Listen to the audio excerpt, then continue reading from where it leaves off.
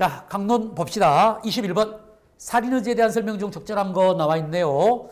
1, 2, 3, 4 판례 보니까 다 기출 판례들이고 여러분들이 뭐 잘 아는 판례예요. 1번 사람의 시기, 진통설, 제왕절개술의 경우. 앞에는 맞는데 뒤가 틀렸네요. 뭐 여러분이 잘 나왔던 제왕절개술의 경우는 의학적으로 제왕절개 수술이 가능했고 규범적으로 수술이 필요했다고 해서 그때를 분만의 시기로 볼 수는 없다. 바로 있다가 아니라 없다. 없다. 바로 과체중 태아 사건이었죠. 그래서 1번 X, 2번 살인죄의 고의, 살해의 목적이나 계획적 의도가 있어야만 인정되고, 여기서부터 일단 틀린 냄새가 나죠. 살해의 목적이나 계획적 의도가 있어야만 살인죄의 고의가 인정되면, 그러면 우발적으로 사람을 살해하면 살인죄가 안 되게? 말도 안 되죠. 사망의 결과에 대한 애견 또는 인식이 불확정적인 경우에도 바로 살인죄의 범위가 인정됩니다. 틀렸네요. 답은 3번이죠. 여러분이 너무나 잘 아는 바로 이 혼인 외의자가 생부를 살해한 경우하고 생모를 살해한 거 다른데 우리 판례는 생모를 살해한 경우만 나왔어요. 그래서 시험은 항상 생모를 살해한 경우만 나옵니다. 원래 이론적으로는 생부를 살해한 경우가 더 좋은 문제가 되는데 판례가 없다 보니까 그래서 생모의 경우는 출생과 동시에 출생으로 인해서 당연히 법률상 신족관계가 형성되기 때문에 설사 인지 전이라도 혼인 여자가 생모를 살해하면 전속살인죄가 된다는 거. 이게 생부하고 다르죠. 생부는 인지 전에 살해하면 보통살인죄, 인지 후에 살해하면 전속살인죄인데 생모는 인지 전후를 불문하고 전속살인죄더라. 답 3번이고요. 다음에 4번 예비죄죠. 잘 나가다가 마지막에 보면 셋째 줄 살인죄 실현에 실질적으로 기여할 수 있는 외적 행위, 외부적 행위가 있어야 돼요. 예비는 외부적 준비행위입니다. 따라서 단순한 범행의 의사나 계획, 내심적 준비만 갖고는 안 되죠. 그래서 4번 틀렸네요. 22번 봅니다. 자, 협박죄가 나와 있죠. 협박죄도 뭐 시험에 잘 나옵니다. 판례가 많아가지고.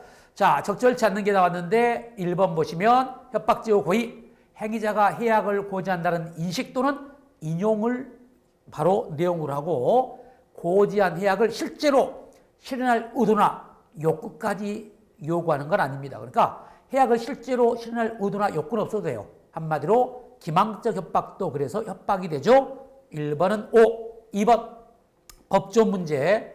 자, 폭행죄와 더불어 협박죄는 대표적인 반사불벌죄입니다. 그리고 폭행죄가 그러듯이 협박죄도 전속협박죄, 전속폭행죄는 다 반사불벌죄. 그러니까 단순 협박, 전속 협박까지는 반사불벌죄인데 조심할 거.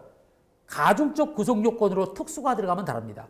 특수폭행죄나 특수협박죄는 반사불벌죄가 아닙니다. 그래서 2번은 맞아요. 그런데 만약에 2번을 협박죄와 특수협박죄는 이렇게 나면 틀리겠죠? 특수협박죄는 반사불벌죄가 아니라는 거 좀 알아두시고 3번 입을 찢어버릴라 사건. 일단 여러분이 협박이 아니라고 알고 있죠? 감정적 욕설이나 또는 단순한 폭언만 가지고는 바로 협박이라고 볼 수 없다. 왜? 협박은 피해자에게 해악을 가할 것을 고지하는 것인데 이건 해악의 고지로 볼 수 없다는 것이죠. 그래서 3번의 경우는 O가 될 것이고 4번 답입니다. 협박죄 기수시기 기억나시죠? 협박죄는 이연범입니다.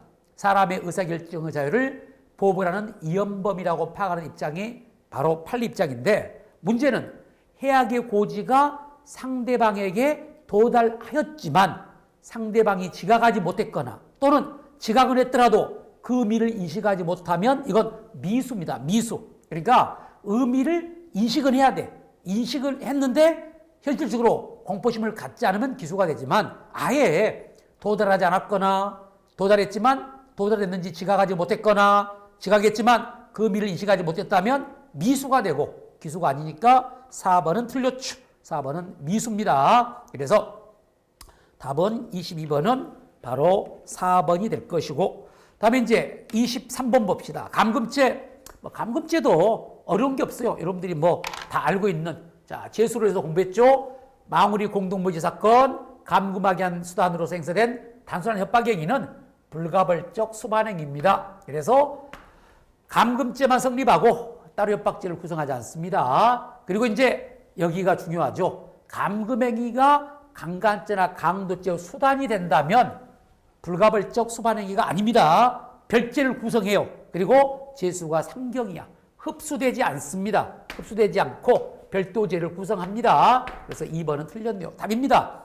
자, 3번의 경우는 바로 이제 정확히 말하면 이게 불법 감금죄가 되는데 피해자가 있던 장소가 경찰서 대기실에서 일반인과 면회인 및 경찰관이 수시로 출입할 수 있는 것이고 여단위 문만 열면 나갈 수 있더라도 궁극적으로 경찰서 밖으로 나가지 못하도록 신체의 자유를 제한하는 유형무형의 억압이 있었다면 이 경우도 감금이다. 이게 이제 이른바 직결 대상자, 직결 심판 대상자, 직결 대상자 감금 사건이에요. 그래서 정확히 말하면 우리 형법상 감금죄가 아니라 국가적 법에게 바로 이제 불법 감금죄가 되는데 감금 해당 여부를 물어보니까 3번에 나왔네요. 자, 그리고 4번 한마디로 감금의 경우는 바로 이 장수적 제한을 두는 것인데 그게 유형무형의 그러니까 한마디로 유형적 물리적 장애뿐만 아니라 심리적 무형적 장애에 의한 감금도 가능해요. 이게 바로 이른바 심리적 무형적 장애에 의한 감금이죠. 공포심 때문에 도피를 단념하는 경우 이게 무형적 심리적 바로 장애한 감금. 그래서 여기도 감금이 되죠. 결론적으로 2번이 틀렸고요. 2번은 뭐 재수론에서도 자주 나오는 A급 판례이기 때문에 여러분이 답 고르는 데는 지장이 없었을 것 같아요. 다음에 이제 24번으로 가봅시다. 강간과 추행의 죄, 최근에 판례들이 많다 보니까 당연히 출제가 돼야 될 범죄가 되는데 여기 보니까 1번 논의에 강조했지만 강간죄에서의 폭행 협박과 간음 사이에는 인관계가 있어야 됩니다. 함정 있어야 돼. 그렇다고 해서 폭행 협박이 반드시 간음행위보다 선행돼야 되는 것은 아닙니다. 그런데 여기는 맞아요. 그런데 이게 뭐예요? 한마디로 여러분이 공부했던 판례 중에 기억나시죠? 바로 여러분이 이 판례 바로 이제 먼저 간음행위가 있고 동시에 이제 그 피해자가 그 상태를 모면하려고 하니까 바로 완력을 행사해 가지고 못 벗어나게끔 하는 거 바로 이 판례가 여러분에게 중요한 의미를 갖는데 이게 틀리게 나올 수가 있어요. 어떻게 나오냐면 강간죄에서 폭행 협박과 간음 사이에는 인과관계가 있어야 하므로 폭행 협박이 반드시 간음 행위보다 선행돼야 된다고 나오는 경우예요. 선행되어야 한다고 나오는 경우가 있는데 아니에요. 인과관계가 있어야 되는 건 맞지만 폭행 협박이 반드시 간음 행위보다 선행될 필요 없고 간음 행위와 동시에 간음 행위 직후에 폭행 협박이 이루어지더라도 강간죄가 성립한다. 그래서 이제 이게 우리가 공부했던 기습강간 사건이죠. 기습강간 사건. 여러분아 잘 알고 있으니까 사례는 말씀하지 않겠습니다.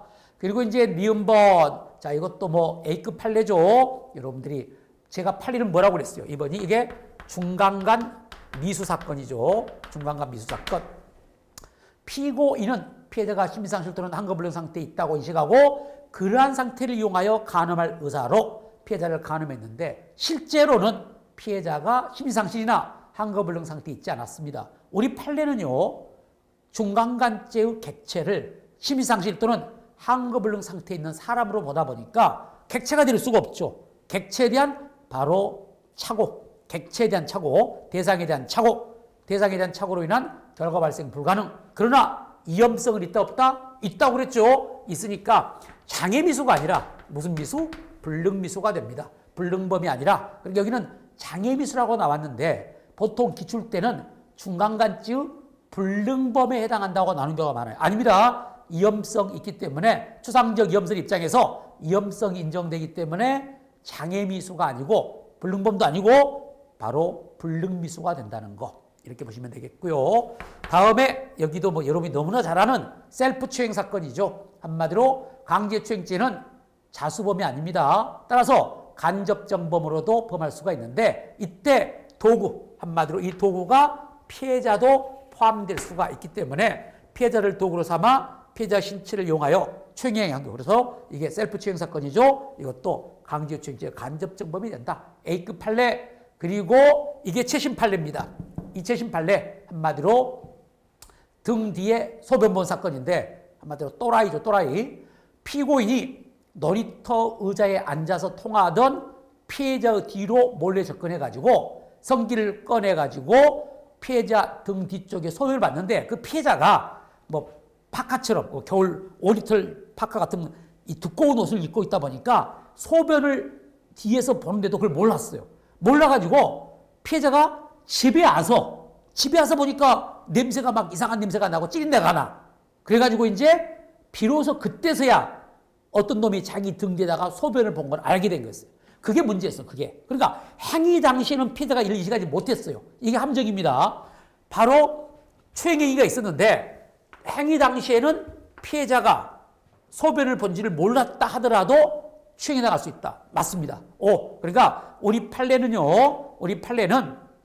바로 일단 추행행위의 대상자가 그 피해자가 성적 수심이나 혐오감을 반드시 실제로 느껴야 되는 건 아닙니다. 한마디로 이른바 피해자의 성적 자기결정권을 침해하는 추행행위만 있으면 되는 것이고 그 추행행위로 인해서 그 피해자가 성적 수심이나 혐오감을 반드시 실제로 느낌을 요하지 않기 때문에 바로 소변 봤을 때 피해자가 이를 인식하지 못했더라도 추행에 해당한다는 것. 그래서 O가 됩니다. 결론적으로 답은 2번이 되겠죠? 2번이 옳은 문장이 될 것이고 그래서 OXOO가 되겠습니다. 자, 바로 이것들은 다 기출문제고 여러분이 잘 아는 A급 판례입니다. 다만 리을이 최신 판례이기 때문에 최신 판례를 소홀히 하신 분들은 이 등 뒤에 소변본 사건은 바로 이른바 리을이 좀 어려웠을 거야, 리을이. 그래서 이제 OXO까지는 맞는데 리을을 몰라가지고 답을 3번으로 찍은 사람도 있었겠네요. 그래서 최신 판례의 중요성을 잠깐 말씀드렸습니다. 다음 넘어가 봅시다. 25번으로 봅시다. 25번. 자, 25번은 명예훼손죄죠. 자, 명예훼손죄도 뭐 당연히 우리 시험에 나올 범죄고 또 여러분이 공부했던 그런 판례들로 구성되어 있네요. 자, 첫째, 뭐 기출로 자주 봤죠. 명예훼손죄는 사실을 적시해야 됩니다. 그런데 이와 사실에 바로 비교되는 것이 가치 판단이나 평가를 이용한 의견이야. 그러니까 사실과 비교되는 게 의견이고 대치되는 개념이라는 겁니다. 그래서 사실을 적시해야지 의견을 표현하는 것은 명예훼손죄가 아니라는 거. 그리고 사실은 뭐냐? 시간적으로, 공간적으로 구체적인 과거나 현재의 사실관계에 대한 보고나 진술을 말한다. 그래서 1번은 맞는 말이네요. 다음 2번 누누이 강조했습니다. 적시된 사실이 허위 사실인 경우는 307조 1항이 될 수도 있고 2항이 될 수도 있는데 기억나시죠? 그 구별은 행위자가 객관적으로 허위 사실을 적시했지만 허위성에 대한 인식이 있어야만 2항이 됩니다. 그러니까 허위 사실에 적시한 명예훼손죄는 바로 허위 사실에 대한 인식이 있어야 한다니까. 그런데 객관적으로 허위 사실을 적시했지만 행위자가 허위성에 대한 인식이 없으면 2항은 될 수 없어요. 따라서 이 경우는 1항, 바로 사실 적시한 명예훼손죄가 성립할 수가 있죠. 그래서 틀렸네요. 자, 2번 집합적 명사를 사용한 경우 그 범위에 속하는 특정인을 가리키는 것이 명백하다면 바로 특정된 각자의 명예, 조심할 거, 그 집합적 명사, 명칭이 아니라 바로 특정된 각자의 명예를 훼손하는 행위라고 볼 수가 있다. 자, 이렇게 맞는 것이고, 다음에 명예훼손죄의 고의와 관련해 가지고 명예훼손 사실의 발언 여부를 확인하는 질문에 답하는 과정에서 타인의 명예를 훼손한 사실을 발설했다면 이건 명예훼손의 고의를 인정할 수 없죠. 그래서 결론적으로 틀린 것을 고르라겠으니까 바로 이른바 2번이 뭐 중요 판례지만 여러분이 뭐 기본강의 때도 워낙 강조하니까 잘 아시죠? 2번이 틀렸고 나머지 문장들은 다 옳은 문장이 되겠습니다. 답 2번. 자, 26번 갑니다. 업무방해죄도 뭐 판례가 많다 보니까 시험에는 항상 A급 범죄가 됩니다. 자, 1번 업무방해죄도 명예훼손죄와 마찬가지로 추상적 위헌범입니다. 따라서 업무방해죄의 성립에는 업무방해의 결과가 실제로 발생할 것을 요하지 않고 업무방해의 결과를 초래할 이연만 있어도 됩니다. 자, 그리고 이때 업무 수행 자체가 아닌 업무의 적정성 내지 공정성이 방해되는 경우도 업무방해죄가 성립한다는 거. 뭐 여러분이 기출로 여러 번 봤죠? 다음에 2번 너무나 중요한 거 기억나시죠? 업무방해죄 업무에는 공무가 포함된다 안 된다? 우리 통설 판례 X 바로 공무 포함설이 아니라 공무 제외설입니다. 공무원이 직무상 수행하는 공무는 업무방해죄 업무가 아니기 때문에 업무방해죄로 의율할 수 없다. 여러분 잘 아는 바로 경찰청 민원실 사건이라든지 말동 사건 등이 바로 이에 해당하죠. 다음, 자 3번도 여러분이 비자 발급 신청 사건 키워드 업무 담당자가 충분히 심사했으나 여기서 끝입니다. 불충분한 심사로 그러면 위계 아니지만 충분히 심사했다면 바로 이 경우는 이른바 피고인의 위계 행위에 기인한 것이지 담당 공무원의 담당 직원의 불충분한 심사에 기인한 게 아니죠. 그래서 위계에 해당하기 때문에 업무방해죄가 성립을 합니다. 불충분한 심사냐 충분히 심사했느냐 여기에 대한 구별. 자 4번 병풍사건 논점 바로 사무나 사업의 이 법의 정도가 너무 중요해가지고 바로 이른바 사회관념상 인정될 수 없을 정도의 반사회성을 띠고 있는 경우 이런 경우는 형법상 보호할 가치가 없기 때문에 업무방해죄 업무가 아닙니다. 그래서 이때 병풍사건의 경우는 바로 이 성매매업을 방해했더라도 이게 성매매업이 형법상 보호할 가치 있는 업무가 아니기 때문에 업무방해죄가 될 수가 없죠. 그래서 병풍사건은 업무에서 성립하지 않는다. 그래서 자, 다 A급 판례고 3번이 틀렸죠. 그래서 26번도 다 기출문제집에 있는 A급 판례들이기 때문에 26번도 틀리면 여러분이 내가 공부가 좀 부족했구나 이렇게 생각하시면 되겠어요. 자, 그리고 이제 27번으로 갑니다. 주침. 여기가 포인트입니다. 왜? 여러분이 최신 판례 공부하시면서 이번 시험 응시하셨겠지만 주거침입죄가 너무나도 기존의 입장을 변경한 판례들이 많아요. 최신 판례들이 전원매체 판결들이 아주 너무 많이 그러니까 기존 입장을 완전히 바꿔버린 판례들이 많아가지고 주침의 최신 판례의 중요성은 아무리 강조해도 지나치지 않습니다. 그런데 여기 보니까 3번과 4번이 최신 판례를 물어보는 출제가 되겠네요. 자, 여러분이 1번의 경우는 주침에 대한 기수, 미수에 대해서 많이 공부했죠. 얼굴만 들이민 사건. 그런데 이것은 비록 신체 일부만 들어갔더라도 주거침입죄의 미수가 아니라 기수라고 그랬죠. 왜? 한마디로 그 정도만 가지고도 신체 일부만 들어갔더라도 주거의 사실상 평온을 해야 할 정도가 됐기 때문에. 그런데 여기는 물어본 것이 범위를 물어봤네요. 그런데 한번 생각해봐. 이게 또 기출문제이긴 하지만 주침의 범위를 물어본 것을 틀리면 안 되는 것이 여러분은 이미 1번의 경우를 주침의 미수가 아니라 기수로 알고 있어요. 기수로 알고 있다고. 그런데 여기를 물어보니까 자신의 신체 일부만 집안으로 들어간다는 지가에 행위하였더라도 기수 미수가 아니라 주침의 범위가 인정된다겠는데 생각해봐. 죄명을 여러분이 알고 있잖아. 주침의 기수를 알고 있는데 주침의 범위가 인정된다 그러니까 X 이렇게 한 사람은 없겠죠. 당연히 범위가 인정되니까 주침의 기수가 됐겠죠. 자, 그 다음 두 번째, 사용자의 직장 폐쇄가 정당한 쟁행위가 아닙니다. 정당한 쟁행위로 인정되지 아니하는 경우야. 이런 경우는 바로 특별한 사정이 없는 한 근로자들이 평소 출입이 허용되는 사업장 안에 들어가는 식당, 회사의 식당이라든지 노조 사무실 이런 데 들어가는 경우는 바로 침입이 될 수 없습니다. 그래서 주침을 구성하지 않는다. 침입이 아니다. 자, 그리고 3번, 4번. 이게 중요해. 3번이 여러분이 기존 판례 변경. 옛날에 우리가 간통 목적 출입사건 기억나시죠? 그러니까 바로 남편의 부재 중에 자기 처가 바로 딴 남자를 바로 자기 집으로 불러 들여가지고 간통이 있을 때 한마디로 바로 남편의 부재 중 처의 동의를 얻어 들어간 정부의 재책을 기존 판례는 주침을 인정했어요. 그런데 최근에 판례가 변경이 됐죠. 판례가 변경돼 가지고 아니다. 이제는 주거침입죄의 침입에 해당 여부는요.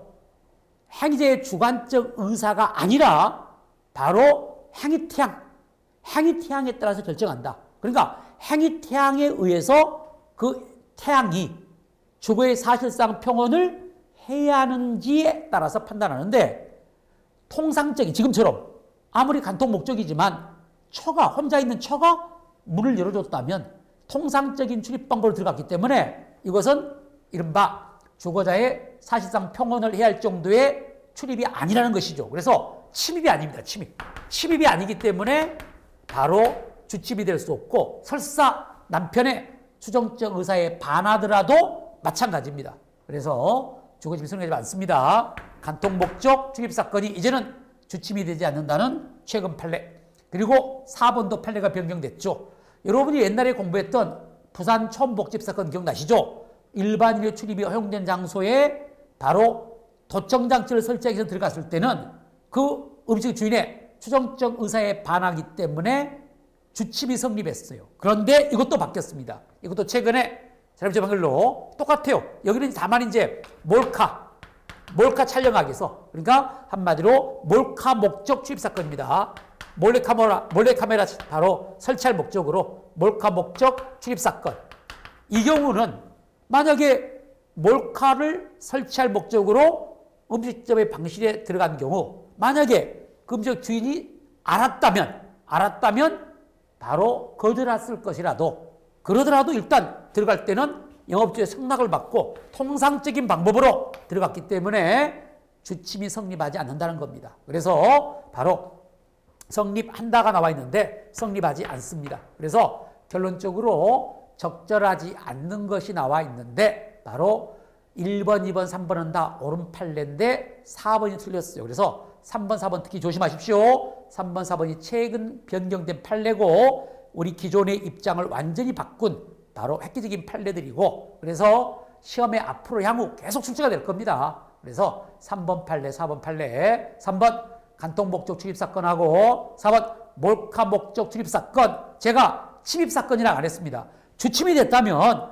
간통 목적 침입 사건, 4번도 주침이 됐다면 몰카 목적 침입 사건이라고 했을 텐데 침입을 란 말 안 하고 간통 목적 출입 사건, 4번도 몰카 목적 출입 사건이라고 하는 것은 주침이 아니기 때문에 판례 이름을 그렇게 만든 거예요. 그래서 침입이 아니다. 그래서 답은 4번이 되겠습니다. 자, 그 다음에 이제 넘어가 봅시다. 28번으로 가면은, 자, 우리가 이제 제3범죄로 갑시다. 제3범죄 보시면 사기와 공가르죄가 나와 있네요.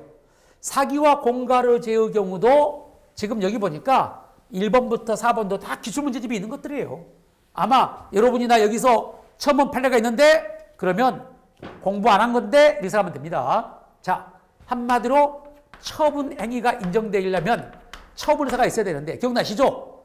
예전 이것도 판례 변경입니다. 비교적 최신 판례인데 2017년인가요? 최신 판례인데 예전에는 처분 의사가 인정되려면 처분 결과에 대한 인식이 있어야 돼요. 그러니까 바로 처분 행위의 의미나 내용을 인식하고 있어야 돼. 그런데 판례가 변경됐습니다. 아니다. 이제 처분 의사는 처분 결과에 대한 인식은 필요 없고 단지 피기망자가 어떤 행위, 자기 또는 부자기를 한다는 인식만 있으면 된다. 그래서 바로 이제 그 처분행위에 대한 처분의사에 대한 변경된 판례. 1번, 피기망자가 처분행위의 의미나 내용을 인식하지 못했더라도 피기망자의 자기 또는 부자기가 직접 재산상 손해를 초래하는 재산적 처분행위로 평가되고 피기망자가 이러한 자기 또는 부자기를 인식하고 바로 자기 또는 부자기를 인식하고 한 것이라면 이것도 처분행위에 상응하는 처분의사가 인정된다. 그러니까 자기가 사인한다는 인식, 서명한다는 인식만 있으면 되는 것이지 그 문서의 내용이 저당권 설정이라는 것을 인식하지 못했더라도, 자기가 저당권 설정 계약서에 서명한다는 인식하지 못했더라도, 즉 한마디로 처분 결과에 대한 인식이나 처분행위의 의미나 내용을 인식하지 못했더라도 처분의사다. 그래서 이게 이제 그 유명한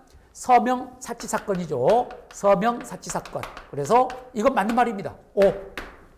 오. 그래서 이제 답은 이미 나와버렸어요. 1번이 답입니다.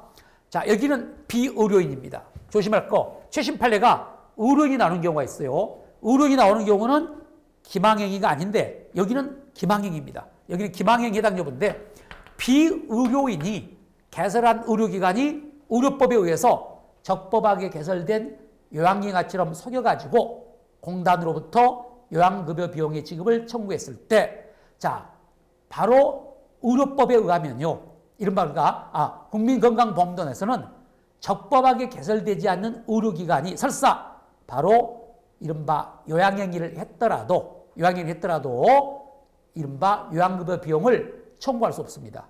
그러니까 거짓말로 마치 적법하게 개설된 의료기관처럼 속여가지고 요양급여 비용의 지급을 청구했다면 이것 자체가 기망행위고, 설사 명의를 빌려준 의료인으로 하여금 환자들에게 요양급여를 제공했다더라도 기망행위로서 사기죄가 성립을 합니다. 틀렸어요. 근데 이건 옛날 판례야. 옛날부터 있었어. 이건 기출문제도 있습니다. 그런데 최신 판례가 있죠. 최신 판례. 의료인이 바로 다른 의료인의 이름으로 의료기관을 개설해가지고 바로 요양급여 비용을 청구했으면 이건 기망행위가 아닙니다. 그래서 이 두 개의 판례를 비교하시기 바라요. 그러니까 이번 판례는 예전 판례고, 최신 판례가 의료인이 다른 의료인의 명의로 개설한 의료기관이 바로 적법하게 개설된 요양계처럼, 그러니까 적법하게 개설됐어, 요양계. 그러니까 그런데 이제 실제로 요양급여를 하고 요양급여 비용을 청구했다면 이건 기망행위가 아니기 때문에 사기죄가 성립하지 않는 판례가 있어요. 비교 잘 하시기 바랍니다. 2번 틀렸고요. 3번 그 유명한 조상천도제 사건. 자, 한마디로 기룡아복을 예고하는 것은 협박이 아니죠. 원래 공갈은 협박에서 재물의 교부를 받아야 되는데 협박으로 평가할 수 없기 때문에 공갈죄가 성립하지 않습니다. 4번 바로 이른바 광고 의뢰 요청 사건. 이 요청만 가지고는 이른바 공갈죄의 수단인 협박이라고 볼 수 없죠. 공갈죄나 강요죄의 협박은 사람의 의사결정의 자유를 제한하거나 의사실행의 자유를 방해할 정도가 돼야 되는데, 단지 우리 신문의 광고 의뢰 및 직보배정을 다른 신문사와 같은 수준으로 높게 달하는 요청만 가지고는 공갈죄나 강요죄의 협박이라고 볼 수 없어요. 그래서 이 요청은 협박이 아니다. 그래서 공갈죄 성립하지 않는다. 그래서 결론적으로 가장 적절한 건 1번만 옳은 문장이고 2, 3, 4는 다 틀리네요. 29번 봅시다. 횡령죄. 여러분이 항상 두려워하는 범죄 횡령죄와 배임죄인데, 여기도 이제 뭐 그렇게 어려운 판례는 없어요. 다만 최근에 바로 굉장히 중요한 변경된 판례, 그러니까 2021년에 변경된 판례가 최신 판례로서 디귿이고, 리을도 비교적 최신 판례입니다. 2021년 판례니까. 그래서 여러분이 조금 어려운 것은 디귿, 리을이 조금 어려운 판례가 되지 않을까 이렇게 생각하는데, 먼저 기억은 교비 회계자금 횡령사건이죠. 사립학교의 교비회계는 용도가 엄격히 제한됐기 때문에 용도가 아닌 다른 용도로 사용한 것은 불법 형사가 인정되기 때문에 횡령죄가 성립합니다. 기억 5. 그리고 니은번 우리가 아까 말했던 송금 절차 착오 사건, 다른 말로 착오 송금 횡령 사건. 실칙상 보관관계가 인정되기 때문에 임으로 소비하면 횡령죄가 성립합니다. 기억 니은 5가 되겠습니다. 디귿번이 바로 중요합니다. 이게 이제 아마 승진 준비하신 분들은 옛날에 일반 채용 준비할 때는 이게 횡령죄가 성립했었어요. 그러니까 이게 여러분들이 이제 아마 그 일반 채용 준비할 때 판례 변경을 보면은 이제 공부를 오래 한 사람일수록 달라요. 옛날에는 명시탁의 유형 3가지 중에 디귿처럼 양자간 명시탁, 다른 말로 이자간 명시탁하고 중간 생략 등격 명시탁은 횡령죄였고 계약 명시탁은 횡령죄가 아니었어요. 이제 그건 꽤 오래전에 합격하신 분들은 그렇게 뵀어. 그러다가 이제 판례가 변경되면서 중간에 아니다. 이자간 명시탁, 양자간 명시탁은 횡령죄지만 중간 생략 등격 명시탁하고 계약 명시탁은 횡령죄가 아니라고 해가지고 중간 생략 등격 명시탁이 횡령죄 성립을 부정하는 판례가 2015년도인가요? 한마디로 중반에 판례가 변경이 됐었죠. 그래서 이제 바로 양자간 명시탁만 유일하게 횡령죄가 인정되어 왔는데, 바로 최근에 2021년에 전합의체 판결로서 이것도 바뀌었어요. 부동산 실명법 위반의 양자간 명시탁의 경우는 명시탁자가 신탁받은 부동산을 임으로 처분하더라도 이제는 명의신탁자에 대한 보관자가 아니기 때문에 횡령죄가 성립하지 않는다고 바뀌었습니다. 이게 이제 그러니까 결론적으로 명의신탁의 경우에 명의수탁자가 신탁자의 동의 없이 임으로 수탁 부동산을 처분하더라도 원칙적으로 횡령죄가 안 돼요. 조심할 게 하나 있습니다.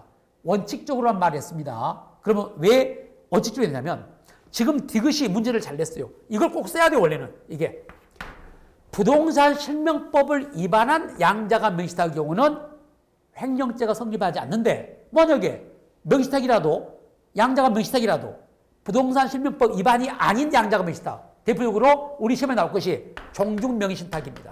왜냐하면 부동산 실명법에 가면 종중명의신탁은 여전히 유효합니다. 물론 부부간의 명의신탁도 마찬가지인데 부부간의 명의신탁은 시험에 안 나오고 종중명의신탁이 나와. 종중의 땅을 수탁자가 바로 자기 명의로 등기해뒀다가 임으로 종중몰래 임으로 처분한 경우 여전히 횡령죄입니다. 그러면 왜 부동산 실명법상에 바로 위반한 양자 명의신탁은 횡령죄가 안 되느냐? 우리 판례는요. 부동산 실명법 위반의 경우는 명의신탁 약정도 무효고 물권 변동, 즉 소유권 이전도 무효입니다. 따라서 그게 한마디로 그리고 이제 양자 모두 처벌돼요. 부동산 실명법 위반, 명의신탁은 신탁자, 수탁자 모두 형사처벌됩니다. 따라서 범죄라니까 범죄. 따라서 결론적으로 말하면 이때 신인관계, 형법상 보할 가치가 있는 신임에 의한 위탁관계라고 볼 수가 없어요. 그래서 명의수탁자는 이른바 신탁자에 대한 보관자가 될 수가 없고 따라서 임으로 처분하더라도 주체가 아니기 때문에 횡령죄가 성립하지 않는다는 것이 판례 입장입니다. 그래서 디귿은 5가 되겠어요. 아주 중요합니다. 앞으로도 계속 나올 겁니다. 그리고 이게 이제 여기는 이제 기존의 금전 채무를 담보하기 위해서 채권 양도를 하기 때문에 제가 판례 이름을 이걸 이제 바로 그러니까 채권 양도하기 하기인데 이게 바로 담보, 기존의 금전 채무를 담보하기 위해서 바로 금전 채권을 채권자에게 양도한 경우야. 그래서 이것을 채권 양도 담보 계약 사건이라고 했는데 채권 양도 담보 계약 사건하고 이제 비교할 것이 채권 양도 그냥 계약 사건, 채권 양도 계약 사건이 있는데 자, 여기서 이제 조심할 게 있어요. 이 판례가 이게 이제 2021년에 판시가 됐는데 이 경우는 이것과 달리 2번과 달리 기존의 금전채무를 담보하기 위해서 다른 금전채권을 채권자에게 양도한 경우는 채권양도 담보계약입니다. 그러니까 채권을 양도한 이유가 자기의 기존 채권의 금전을 담보하기 위해서 양도한 경우라면 이때 채무자는요. 채권자에 대한 타인의 사무를 처리한 자가 아니야. 한마디로 자기의 사무야. 그리고 따라서 이때 채무자는 이 바로 금전도 타인의 재물을 보관한 자가 아니기 때문에 채무자가 기존의 금전채무를 담보하기 위해서 다른 금전채권을 채권자에게 양도한 후 제3채무자에게 채권양도 통지를 하지 않은 채 자신이 사용할 의도로 제3채무자로부터 변제금을 수령했다면 이때 채무자는 채권자에 대한 타인의 자물을 보관한 자가 아니기 때문에 이를 임으로 소비하더라도 횡령죄가 성립하지 않습니다. 그래서 이 길은 맞습니다. 이게 이제 채권양도 담보 계약 사건이었어요. 그런데 이제는요 이게 의미가 없게 됐습니다. 왜? 이것이 판시될 당시는 기존의 금전채무를 담보하기가 아니고 그냥 채무자가 그러니까 채권 양도인이 금전채무를 담보하기 위해서가 아니고 채권 양도인이 자기의 채권을 채권 양수인에게 양도를 해놓고 채권 양도를 통지하기 전에 바로 그 채무자로부터 제3채무로부터 바로 채권을 추심을 해가지고 이 돈을 임으로 소비하면 횡령죄가 됐어. 그러니까 여기는 채권 양도 담보계약 사건은 횡령죄가 아니었는데 채권 양도 계약 사건은 횡령죄였다고. 그래서 이제 우리 학생들이 이것하고 이것의 구별 차이점이 뭐냐 해가지고 굉장히 어려워했는데 그런데 고맙게도 최근에 2022년입니다. 올해가 아니죠. 작년 6월 달에 드디어 채권 양도 계약 사건의 판례가 변경이 됐어요. 이게 이제 이것보다 더 중요한 게 이거야. 이제 우리 시험은 안 나왔는데 이제 앞으로 나올 겁니다. 다시 말하면 채권 양도 계약 사건은 그러니까 구별했죠. 이처럼 기존의 금전채무를 담보하기 위해서 금전채권을 양도한 경우, 이때는 채권 양도 담보 계약 사건은 횡령죄가 안 됐어. 보관자가 아니니까. 그렇지만 채권 양도 계약 사건은 횡령죄였다고. 그래서 두 개가 구별되고 헷갈렸는데, 최근에 판례가 이 두 번째 채권 양도 계약 사건에 대한 판례가 변경이 됐다니까. 우리한테 고맙게도 바로 이 경우도 이제는 우리 판례가 횡령죄를 인정하지 않습니다. 그러니까 결론적으로 말하면 이 말이야. 갑이라는 사람이 병에 대한 채권을 가지고 있는데 오늘 을에게 병에 대한 채권을 양도했다니까. 채권 양도인, 채권 양수인. 그리고 바로 병에게 채권 양도를 통지 안 하고 병으로부터 채권을 추심해가지고 바로 돈을 받았어. 이걸 임으로 소비하면 2022년 6월 전까지는 횡령죄였어. 횡령죄. 보관자니까. 그런데 2022년 6월 달에 판례가 변경되면서 아니다. 이 경우도 이제 횡령죄가 안 됩니다. 여기다가 똑같이 됐어. 그러니까 지금은 결론적으로 채권 양도를 했는데 채권 양도인이 채권 양도한 다음에 제3채무자에게 채권 양도 통지를 하지 않고 채권을 추심해가지고 수령한 금전을 임으로 소비하더라도 결론 이 경우든 이제는 횡령죄가 안 됩니다. 그러니까 채권 양도 사건은 이제는 횡령죄가 안 돼. 채권 양도 사건은 이제 횡령죄가 안 됩니다. 그럼 왜 여기는 횡령죄가 안 될까? 바로 최신 판례. 첫 번째, 획기적입니다. 우리는 지금까지 봐봐. 이 사람이 병으로부터 수령한 금전은 채권을 양도했으니까 채권 양수인의 돈으로 본 거야. 그러니까 갑 입장에서는 그 돈이 100만 원이라면 100만 원이 갑이 지금 가지고 있더라도 타인의 재물을 보관한 자야. 채권 양수인의 재물을 보관한 자인데 이걸 우리 판례가 아니라고 봤어요.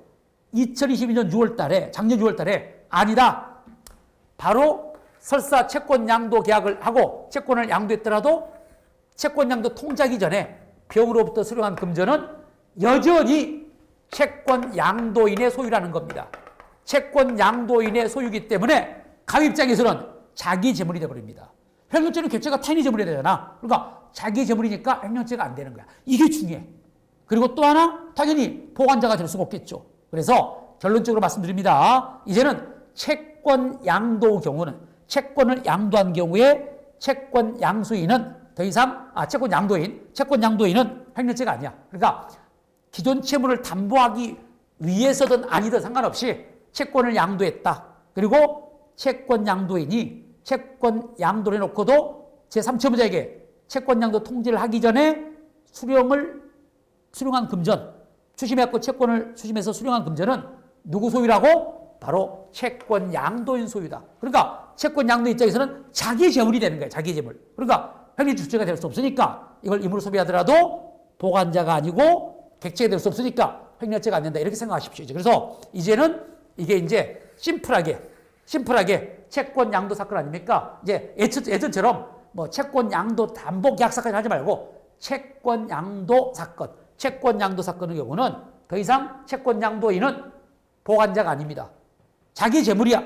그러니까 어떤 경우든 리을이든 여기든 이제는 주체가 될 수 없으니까 횡령죄가 안 된다. 이렇게 생각하면 되겠습니다. 그래서 여기는 당연히 리을은 O가 되겠죠. 그래서 이제 결론적으로 답은 4번 기억, 니은, 디귿, 리을 전부 다 옳은 문장이 되겠네요. 자, 그래서 횡령죄 이 정도 보겠습니다. 다음에 넘어가서 또 하나의 산 배임죄죠. 행죄보다 더 어려운 게 배임죄인데, 근데 배임죄도 좀 그 예전보다는 좀 쉬워진 게 뭐냐면은 여러분이 양도담보 문제가 그리고 저당권의 문제가 이제는 좀 해결이 됐어요. 다시 말하면 우리가 옛날에 기본학교 때 말씀드렸지만 아주 중요한 요지. 금전 채권 채무 관계에서 채무자는 더 이상 채권자에 대한 타인의 사무처리자가 아닙니다. 배임죄의 주체가 아니기 때문에 배임죄가 안 돼. 따라서 금전채권 채무관계에서 채무자가 부담하는 담보 제공 의무라든지 담보물 보관 의무는 자신의 사무지 타인의 사무가 아니기 때문에 담보 제공하기로 약정해 놓고 돈 빌려가지고 담보 제공하지 않았다든지 담보 제공을 해놓고 그 담보물을 자기가 보관하고 있다가 임으로 소비하더라도 담보 제공 의무나 담보물 보관 의무는 자신의 사무이기 때문에 배임죄가 될 수가 없어요. 이 점이 굉장히 우리에게는 이제 예전에 판례가 복잡했었는데 이 판례를 좀 단순화시키는 최신 판례가 등장했다는 거 우리에게 좀 도움이 됩니다. 자, 먼저 30번에 1번 채무담보를 위해서 여기입니다. 지금 채무담보를 위해서 채권자에게 부동산에 관하여 근저당권 설정해 주기로 약정한 채무자가 담보 목적물을 임으로 처분하여 담보 가치를 상실시킨 경우 옛날 같으면 바로 담보물 제공 의무 바로 저당권 설정 등이 협력할 의무가 타인의 사무이기 때문에 배임죄가 됐는데 지금은 아니다.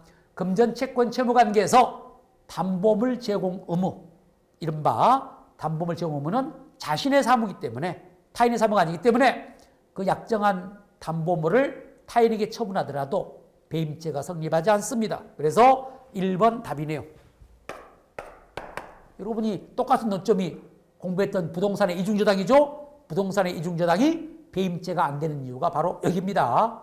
2번은 여러분이 너무나 잘 아는 인쇄기 이중양도 사건 부동산 이중양도와 달리 동산의 여기는 문제를 잘 읽어봐야 돼요. 동산입니다. 동산의 이중양도는 이때 이른바 매도인은 타인의 사무처리자가 아니기 때문에 배임죄가 성립하지 않죠. 2번은 동산 이중양도. 3번 비교적 최신 판례 권리 이전에 등기 등록을 요하는 자동차. 그런데 원래 이제 등기 등록을 요하기 때문에 우리가 이걸 의제 부동산이라고 하는데 우리 판례는 자동차라는 점에 즉 동산이라는 점에 착안해가지고 아무리 권리 전에 등기 등록을 요하더라도 자동차는 뭐다? 동산이다. 그래서 2번처럼 바로 매매계약에 있어서 매도인이 매수인에게 소유권 이전 등록을 하지 않고 제3자에게 처분한 경우도 배임죄의 주체인 타인의 사무처리자가 아니라는 게 조심할 거. 우리가 이제 권리 전에 등기를 필요로 하는 부동산의 경우는 바로 매매계약에 놓고 매도인이 매수인에게 부담하는 소유권 이전 등기 의무는 타인의 사무지만 권리 전에 등기 등록을 요하는 자동차에 대해서는 매도인이 매수인에게 부담하는 소유권 이전 등록 의무는 자신의 사무라는 거야. 그래서 의무를 이행하지 않고 딴 놈한테 팔아버리더라도 이것은 배임죄가 될 수 없다. 그래서 5가 될 것이고 4번의 경우는 여러분들이 잘 아는 이른바 배임행위는 법률행위뿐만 아니라 사실행위도 무방하기 때문에 사실행위도 포함되기 때문에 배임행위에 회사 직원이 영업비밀이나 영업상 주요한 자산이나 자료를 영업비밀이나 영업상 주요한 자산이어야 됩니다. 사진 자료를 적법하게 반출했어요. 적법하게 반출했더라도 퇴사 시에 그 자료를 회사에 반환하거나 폐기할 의무가 있음에도 불구하고 경쟁업체에 유출하거나 자신의 이익을 위해서 이용할 목적으로 반환 또는 폐기를 하지 않았다면 이것도 배임행위입니다. 그래서 업무상 배임죄를 구성하는데 여기서 조심할 게 하나 있습니다. 조심할 거.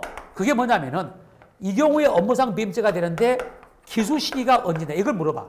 여러분이 아까 봤던 무단 반출의 경우 무단 반출한 경우는 바로 반출 시에 기수 시기가 됩니다. 반출 시에 기수가 되지만 여기는 적법하게 반출했기 때문에 생각해봐. 적법하게 반출했는데 반출하자마자 기수가 될 수는 없죠. 그러니까 여기는 반출 시가 아니라 퇴사 시. 이 경우는 퇴사 시. 그러니까 무단 반출한 경우는 반출 시. 적법하게 반출한 경우는 퇴사 시에 기수가 된다는 것도 꼭 좀 알아두십시오. 4번은 O. 결론적으로 적절치 않은 거 1번이 답이 되겠네요. 자, 다음에 이제 31번으로 가볼까요? 손괴죄. 손괴죄는 1번은요.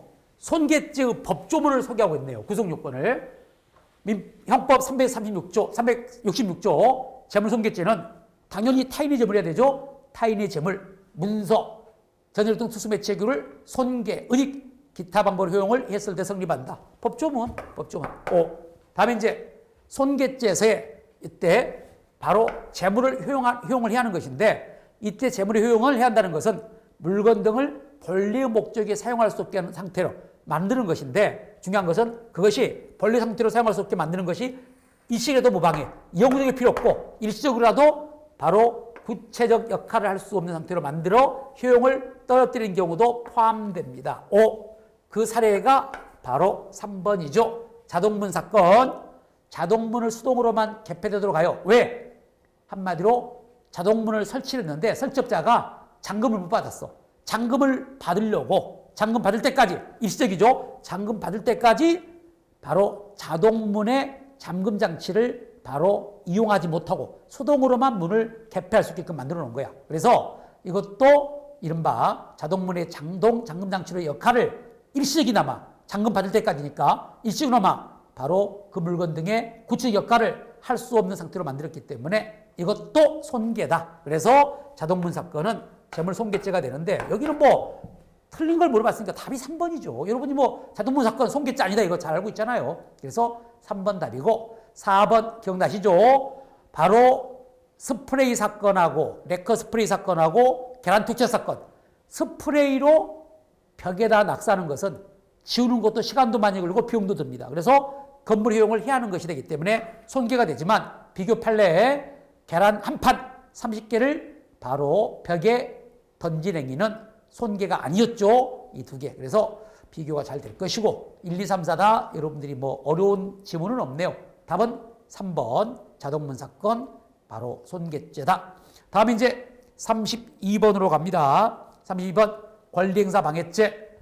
자, 권리행사를 방해하는 죄는 뭐 판례는 기본범죄인 권리행사 방해죄와 강제집행 면탈죄가 출제가 되죠. 그래서 이제 그것들의 판례를 잘 정리해야 되는데, 1번의 경우는 권리행사 방해죄도 추상적 이연범입니다. 따라서 권리행사 방해죄 행위탕이 세 가지예요. 취거, 은익, 손괴인데, 이때 은익이란 타인의 점유 또는 권리의 목적이 된 자기의 물건 등의 소재를 발견하기 불가능하게 하거나 현재의 곤란한 상태에 두는 것을 말하고, 자, 그 다음에 그로 인하여 현실적으로 권리행사가 방해되었을 것을 요한다는데 틀렸습니다. 그로 인하여 현실적으로 권리행사가 방해되었을 것을 요하진 않아요. 왜냐하면 아까도 말했지만 추상적 이연범이기 때문입니다. 바로 불가능하거나 현재 곤란 상태에 두면 되는 거예요. 자, 두 번째 BMW 사건이죠. 여러분이 너무나 잘 아는 자동차 등록 업부에 타인명의로 등록되어 있기 때문에 피고인의 소유가 아니죠. 왜? 건방은 자기의 물건이어야 되는데 자동차 등록부상으로는 타인명의로 등록되어 있기 때문에 피고인 입장에서는 자기의 물건이 아니라 타인의 물건이기 때문에 건방의 객체가 될 수 없죠. 구성하지 않는다. 자, 그 다음에 이제 이게 좀 어려운 판례인데 시험에 잘 나오죠. 자, 우리 이건 뭘 알아야 되냐면 3번은 지금 우리가 공부하고 있는 권리행사 방해죄가요, 실은 진정신문범이라는 걸 알아야 돼요. 진정신문범. 왜? 객체가 자기의 물건이잖아. 자기의 물건이 객체니까 그 물건의 소유자만 주체가 되는 진정신문범인데, 문제는 물건의 소유자가 아닌 갑이, 원래는 진정신문의 주체가 아니니까 권리행사 방해죄가 안 돼야 되는데, 이 갑이 권리행사 방해죄가 성립할 수 있는 경우가 있어요. 바로 공무원과 신분 323조 본문. 자, 물건의 소유자 갑이 소유자 을과 함께 공모해가지고 을의 권리행사 방해 범행을 가담하면 이건 원래 비신문자지만 을이 자기의 물건이니까 소유자 을은 권리행사 방해죄가 되니까 비신문자가 신문자와 공모해가지고 권리행사 방해죄를 범하면 권리행사 방해죄가 공동정범이 됩니다. 그런데 문제는 이 소유자 을이 고의가 없다네. 고의가 없어가지고 권리행사 방해죄가 안 돼버리면, 한마디로 진정심이 안 돼버리니까 갑은, 신분이 없는 갑은 마찬가지로 권리행사 방해죄의 공동정범이 될 수가 없죠. 그래서 처벌할 수 있다. X. 그래서 3번은 틀렸고요. 4번. 자, 여러분이 4번의 경우는 강집행 면탈죄는 행위 상황으로서 강집행을 당할 위험 있는 객관적 상태에서의 허위 양도, 허위 채무 부담 등이 있어야 됩니다. 그렇죠? 그러니까 채권자들이 피고인을 상대로 아직, 봐봐, 여기 법적 절차를 취하기 위한 준비 행위를 하지 않고 있습니다. 한마디로 강제집행을 당할 만한 위험 있는 객관적 상태가 아니라는 거야. 그리고 또 엄의 지급길이 도래전입니다. 그런데 이때 강제집행을 면탈하기 위해서 허위처분을 부담했더라도 바로 행위 상황에 해당하지 않기 때문에 강제집행이 성립할 수가 없죠. 그래서 결론적으로 옳은 설명이 되는 것은 바로 2번만, BMW 사건만 옳은 문장이고, 또 여러분이 설사 뭐 여기서 조금 어려운 판례가 3번, 4번인데 3번, 4번을 모르더라도 2번이 워낙 유명한 판례 아닙니까? 건방의 객체는 자기의 물건인데 BMW 사건하고 집차 사건 기억나시죠? 집차 사건은 자기의 물건이 아니기 때문에 건방이 아니라는 A급 판례이기 때문에 이 판례만 알아도 답을 2번으로 할 수가 있죠. 그래서 32번은 답이 2번이 되겠네요. 자, 그 다음에 이제 33번입니다. 이제 사회적 법익으로 넘어옵니다. 범죄단체 조직죄가 나왔네요. 자, 범죄단체 조직죄도 보통 우리 일반 채용시험에는 잘 안 나오는데 경감부 시험이나 승진시험에 40문제가 나올 때는 좀 잘 나오더라고요. 자, 먼저 1번은 법조문입니다. 이게 비교적 최근에 형법이 구속요건이 개정이 됐어요.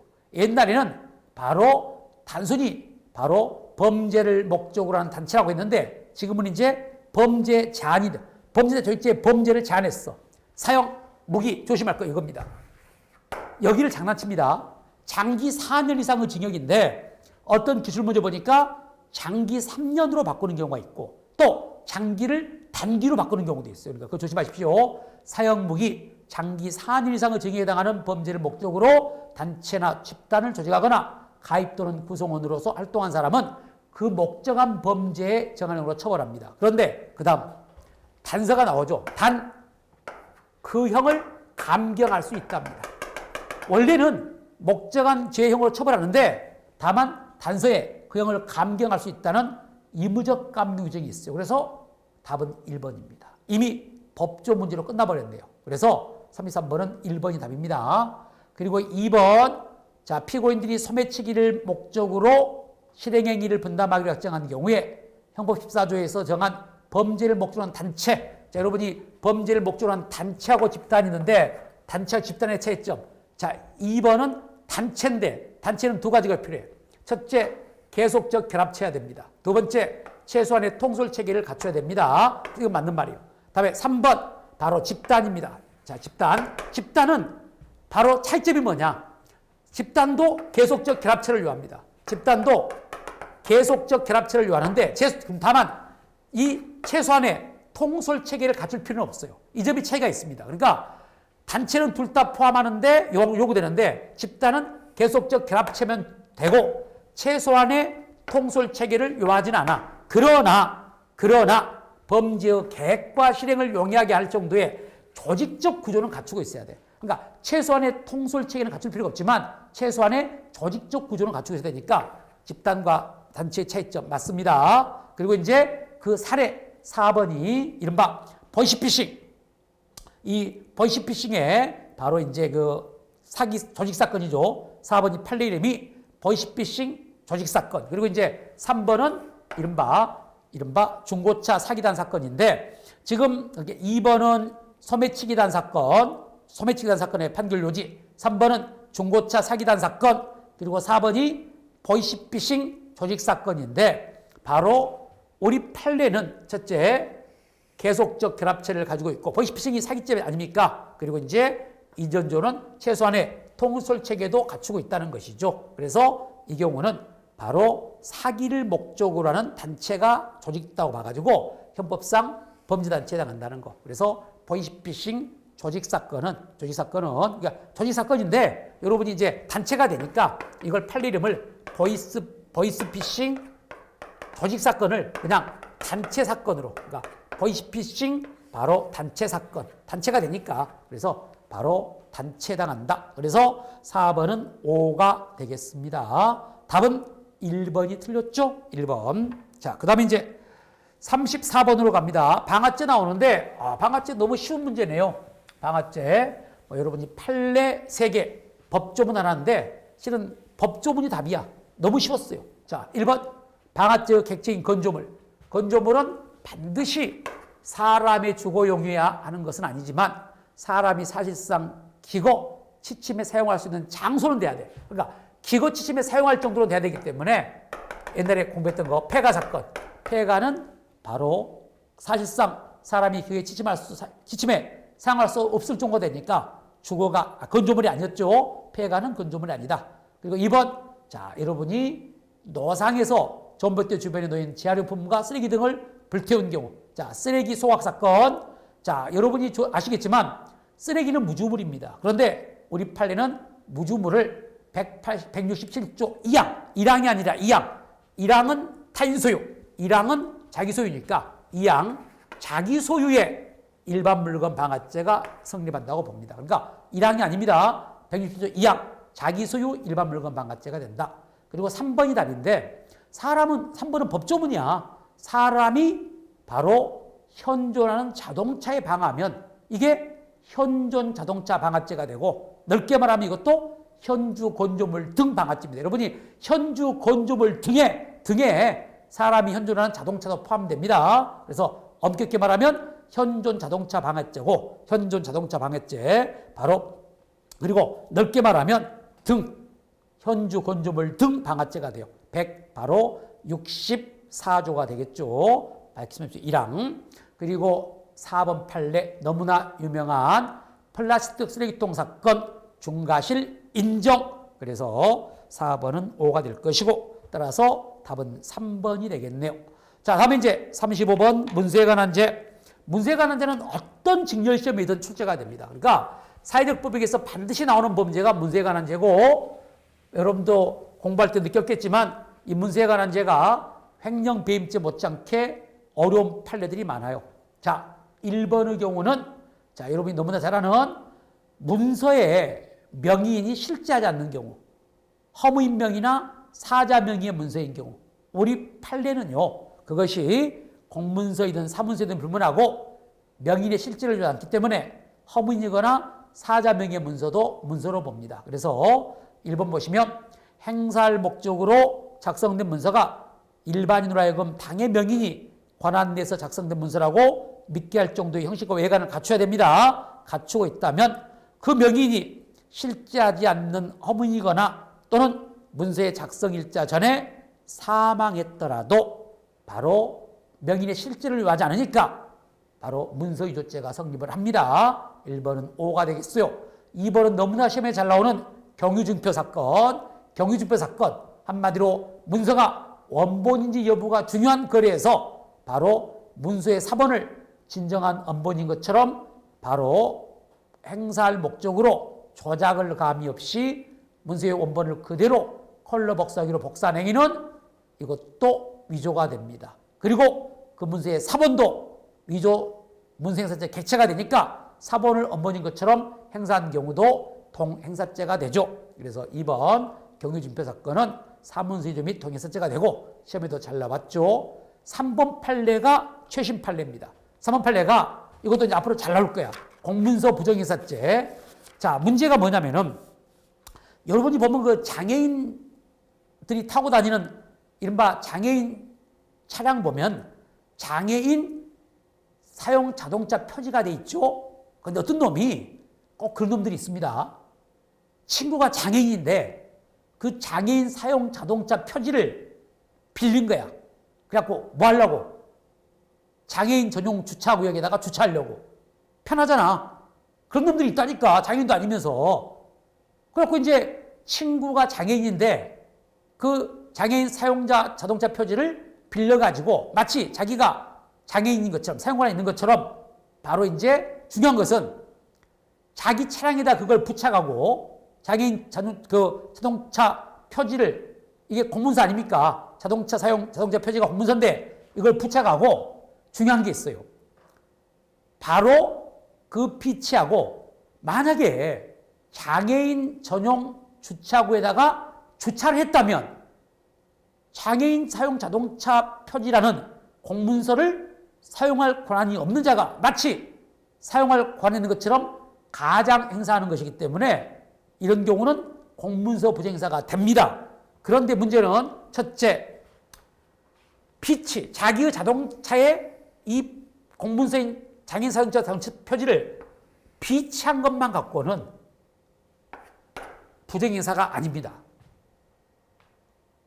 그 용법에 따른 사용이 아니니까. 그런데 만약에 장애인 전용 주차구역에 주차를 했다면 이건 이제 바로 부정행사가 되는 거야. 그래서 이제 공문서 부정행사가 되는데 이 판례는 여기 핵심이죠. 이 판례는 장애인 전용 자동차 구역이 아닌 장소에 주차를 했다니까. 그러니까 장애인 전용 주차구역에 주차를 했으면 부정행사가 되는데 장애인 전용 주차구역이 아닌 장소에 주차했기 때문에 이건 공문서인 장애인 사용 자동차 표지를 본래 용도에 따라 사용했다고 볼 수가 없어요. 그래서 공문서 부정행사가 성립하지 않습니다. 이거 자, 이 판례가 앞으로도 A급 판례가 될 겁니다. 2022년 작년 9월달 판례인데 출제가 됐네요. 그러니까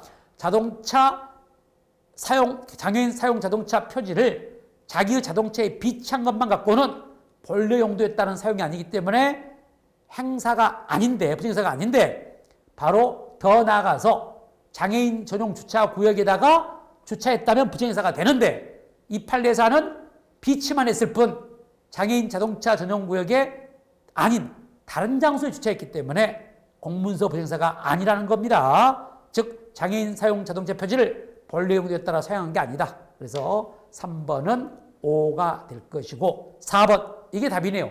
여러분이 이 35번도 당연히 4번을 답을 해야 돼요. 왜?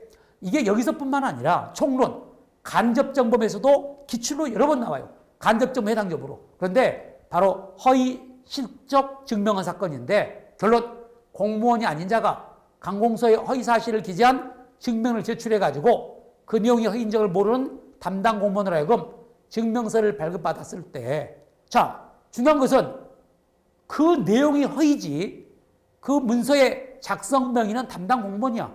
담당 공무원이 자기 이름으로 문서를 작성하는 것이기 때문에 이건 공무원 아닌 자가 타인 명의를 모용하여 문서를 작성한 게 아니죠. 공무원이 자기 명의로 문서를 작성했다니까 다만 그 문서 내용이 허위겠죠. 그러나 이건 성립의 진정.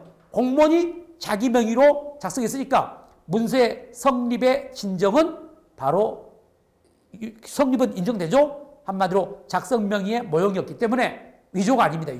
위조가 아니기 때문에 결론 공문서 간접정범이 될 수가 없죠. 그래서 4번이 틀렸습니다. 다음 36번 갑니다. 공공의 신용에 대한 제대한 설명 중 적절하지 않는 거 이렇게 나왔는데 자, 공공의 신용에 대한 범죄 뭐 여러분이 아시겠지만 뭐 시험에 통화, 유가증권, 문서 이 정도가 나오는데 문서는 반드시 나오고 여기는 이제 통화하고 유가증권을 조합해서 나왔네요. 그런데 다 여러분이 낯익은 판례네요.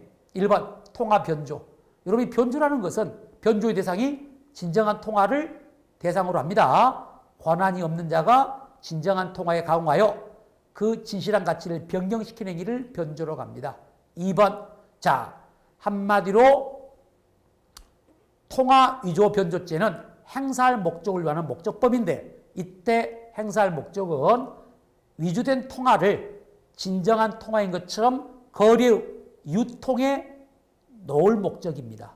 따라서 단순히 자신의 신용력을 증명하기 위해서 타인에게 보일 목적은 행사할 목적이 아니기 때문에 통화 위조죄가 될 수 없죠. 2번 O.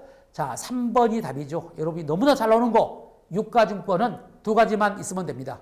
증권상에 이른바 재산권이 표창돼야 되고 두 번째 그 재산상 권리의 행사와 처분에 증권의 점유를 요하는 것 두 가지만 있으면 되지 반드시 유통성을 요하지 않습니다. 3번 틀렸네요. 답 3번입니다. 가장 쉬운 판례가 답이네요.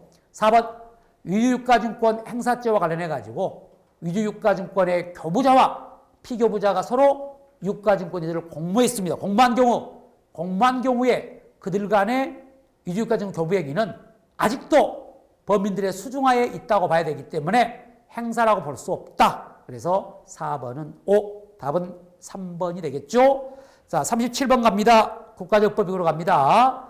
공무원의 직무에 관한 제 설명 중 가장 적절하지 않은 것도 바로 1번 교육기관의 장이 교육감이죠. 징계의결을 집행하지 못할 법률상 사실상 장애가 없는데도 전교조 교사에 대한 징계 의결을 요구했는데 법률상 사실상 자격이 없는데도 징계 의결서를 통보한 날로부터 법정 시한이 지나도록 집행을 유예했다 해가지고 곧바로 직무유기죄가 되는 건 아닙니다. 그게 직무가 되려면 바로 셋째 줄 직무에 관한 의식적인 방임이나 포기에 달한다고 볼 수 있는 경우여야 돼. 유기가 의식적 방임이나 포기니까 바로 그 행위가 직무에 관한 의식적인 방임이나 포기에 달한다고 볼 수 있을 때만 직무유기죄가 성립하는데 여기는 볼 수 있다고 돼 있네. 볼 수 있으니까 직무유기죄가 성립하죠. 그런데 안 한다고 됐으니까 틀렸고 바로 이게 답이네요. 다음 2번 직권남용죄 조심할 거. 직권남용죄는요. 직권을 단순히 남용한 것만으로 안 됩니다. 공무원 직권을 남용한다는 게 직권남용죄가 아니라 남용해가지고 두 번째 현실적으로 이게 키워드입니다. 현실적으로 다른 사람이 법령상 의무 없는 일을 하게 하거나 다른 사람의 구체적인 권리 행사를 방해하는 결과가 발생해야만 직권남용죄가 됩니다. 그러니까 만약 발생하지 않으면 직권남용죄 될 수 없고 직권남용죄는 미수범 규정이 없으니까 직권남용죄는 안 됩니다. 그 결과 발생은 당연히 직권남용 행위로 이루어져야겠죠. 2번은 O. 3번 자 직무유기죄 문제. 경찰관이 파출소 연행되어 온 불법 체류자의 신병을 출입국관리사무소에 인계하지 않고 혼병하면서 이들의 인적사항조차 기재하지 않았다면 이건 직무유기죠. 3번 O. 그리고 4번 이른바 공무상 비밀술제세 공무상 비밀에 해당 여부 수사팀의 내부 상황 이것도 공무상 비밀입니다. 그래서 번제가 성립한다는 거. 결론은 1번만 틀렸고 나머지는 옳습니다. 37번은 답은 1번이 되겠네요. 자, 그 다음에 이제 볼 것이 38번 뇌물죄. 국가적 법익에서는 뇌물죄가 가장 중요하죠. 그러니까 사회적 법익에서는 문서에 관한 죄, 국가적 법익에서는 뇌물죄가 가장 핵심이 되는데 1번은 그 유명한 부풀린 횡령금 사건이죠. 여러분이 뭐 판례로도 많이 나왔어요. 기출문제도 많이 나오고 부풀린 횡령금 사건. 이건 횡령금이지 뇌물이 아니기 때문에 그걸 받더라도 수뢰죄가 안 된다는 거. 1번 O. 다음에 2번도 기출로 여러 번 나왔던 거. 자, 뇌물수죄는 수수할 당시에 공무원이어야 됩니다. 수수할 당시에 현재 공무원이어야 돼. 그러니까 일단 공무원이 직무 관련해서 뇌물수수를 약속하고 퇴직입니다. 결론. 퇴직한 다음에 일수였다면 현재 공무원이 아니기 때문에 절대로 뇌물수죄는 될 수 없어요. 대신 뇌물약속죄와 뇌물약속이 뇌물수수와 시간적으로 근접하여 연속되어 있더라도 함정, 연속되어 있더라도 뇌물수수는 될 수 없고 대신 뇌물약속죄와 사후수뢰죄가 성립할 수 있을 뿐이다. 그래서 2번은 옳은 문장. 그리고 3번도 너무나 잘 나오는 A급 판례. 금품의 무상차용. 무상차용은 빌렸다는 겁니다. 이자 없이 빌렸다. 차용, 빌리는 거야.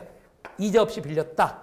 자, 무상차용을 통해서 이 법안 재산상 이익을 취득하는 경우 법인이 받은 부정한 이익은 그로 인한 금융이익 상당액, 이자에 해당하는 금융이익 상당액이지 바로 추징의 대상이 되는 것은 무상으로 대여받은 금품 자체가 아니라 바로 그 이익, 추징의 대상이 이익 아닙니까? 이익이 바로 어차피 차용이니까 돈을 냈건데 1억 빌렸으면 1억은 빌려줄 것이기 때문에 그건 바로 추징의 대상이 아니고 이 1억에 해당하는 이자가 바로 이익이니까 그 금융 상당액이 추징의 대상이다. 3번 O. 자, 요즘 한참 문제가 되고 있는 한참 뉴스에 많이 나오는 제3자 뇌물수죄. 판례는 제3자 뇌물수죄라고 하는데 이게 이제 우리 법적으로는 제3자 뇌물 제공죄, 제3자 뇌물 공여죄인데 이때 제3자 조심할 거. 제3자 뇌물 공여죄에서 제3자는요.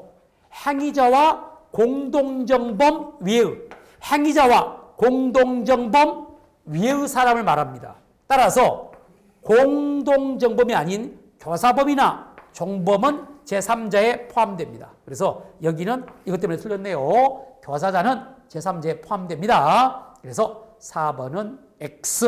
결론적으로 적절하지 않는 것을 물어봤으니까 38번의 경우는 4번이 답이 되겠죠. 39번 공집입니다. 공집. 공무집행 방해치단 설명 중 가장 적절치 않는 거. 자, 여러분들이 일단 공집이 되려면 직무집행이 적법해야 됩니다. 직무집행 중인 공무원을 폭행해야 되는데 이때 직무집행 중에 직무는 적법한 직무집행을 요하고 그때 적법한 직무집행의 판단 여부는 바로 행위 당시입니다. 여기가 중요해. 행위 당시에 구체적 사항을 토대로 객관적 합리적으로 판단해야 되지 사후적으로 판단하지 않습니다. 다음 두 번째, 바로 공집에 있어서 행위태양이 폭행 협박인데 폭행과 관련해서 자, 공무원의 직무 수행에 대한 비판이나 시정 등을 요구하는 집회 시위 과정에서 상대방에게 고통을 줄 의도로 의사전달 수단에서 합리적인 범위를 넘어서는 정도의 음향도 경우에 따라서 공집의 폭행에 해당할 수 있습니다. 다음 3번 혈액 바꿔치기 사건 기억나시죠? 위계한 공집의 해당 여부. 위계 한마디로 이것은 이른바 음주운전을 하다가 교통사고로 바로 조사를 받으면서 타인의 혈액이나 타인의 소변을 개출한 거죠. 그러니까 소변 바꿔치기 사건, 혈액 바꿔치기 똑같습니다. 이것은 바로 이 수사기관에서 충분히 수사를 했음에도 위계임을 알지 못한 경우이기 때문에 위계당합니다. 그래서 소변 바꿔치기 사건, 혈액 바꿔치기 사건은 위계당하기 때문에 위한 공집이 돼요. 자, 그리고 이제 이 판례 4번이 여러분이 좀 낯선 판례입니다. 이게 이제 한마디로 집사 변호사 사건이야. 집사 변호사 사건.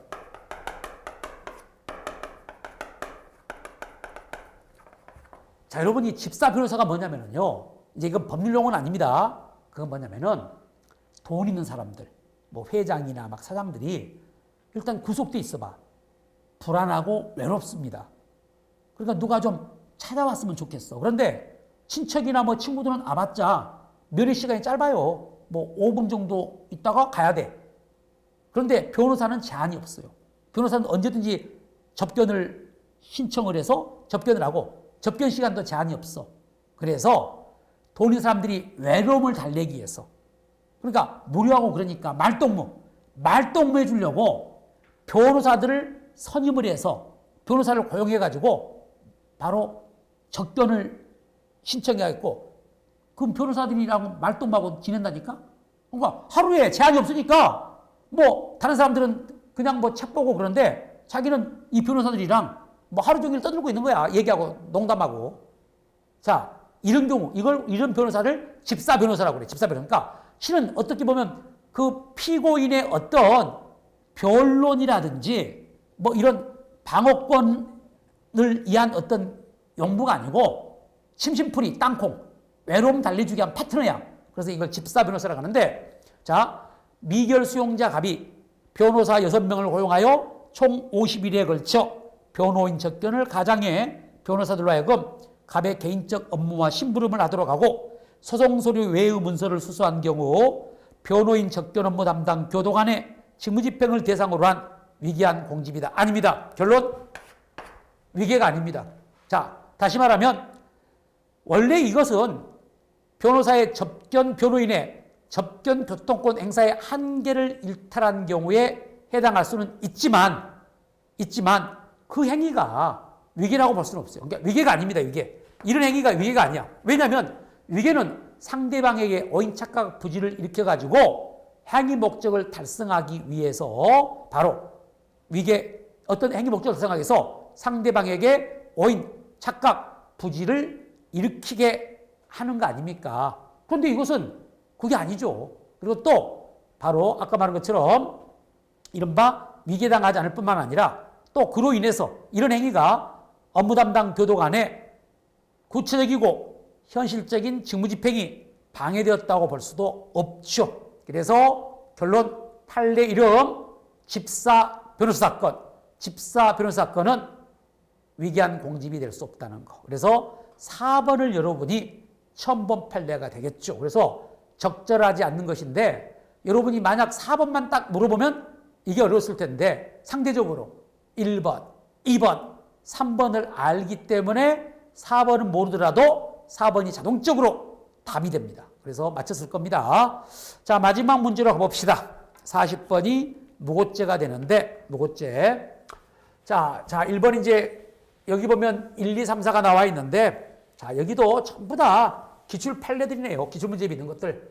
스스로 본인을 무고하기 위한 자기 무고. 자, 무고죄는 타인으로 하여금 형사처분을 받게 할 목적이 되니까 자기 무고는 아예 무고죄 구속 요건에 해당도 없기 때문에 무죄가 됩니다. 2번 무고죄에 있어서 허위사실을 신고했을 때 허위사실의 적시의 정도는 수사관서나 감독관서에 대해서 수사권이나 징계권의 발동을 촉구하는 정도로 족합니다. 촉구하는 정도로 충분합니다. 충분하고 굳이 범죄 구성요건 사실이나 징계요건 사실을 구체적으로 명시할 필요가 없습니다. 3번. 그래서 답은 2번이 나와버렸네요. 2번도 뭐 기출로 여러 번 나왔죠? 2번 답이고 3번. 무고죄는 추상적 연범이죠. 갑이 허위 내용의 고소장을 경찰관에 제출하여 허위사실 신고가 수상에 도달했다면 도달한 순간 설사 안 읽어봤더라도 도달한 순간 무고죄는 기소가 됩니다. 따라서 그 후에 도달한 이후에 해당 고소장을 되돌려 받았더라도 이미 성립한 무고죄 성립에는 지장이 없다는 것이죠. 3번 오고 4번 주체, 무고죄 주체, 외관상 타인명의의 고소장, 그러니까 다른 사람 이름으로 고소장을 작성해서 수사기관에 제출했는데 실은 내가 고소장을 대리하여 작성했지만 제출하는 형식으로 고소가 이루어졌지만, 그러니까 나는 대리인으로, 한마디로 고소는 대리할 수 있잖아. 고발과 달리 고발은 대리할 수 없지만 고소는 대리할 수 있습니다. 그래서 고소 대리인으로 바로 이제 내가 작성해 갖고 고소를 했지만 그 명의자는 고소 의사 없이 이름만 빌려준 거야.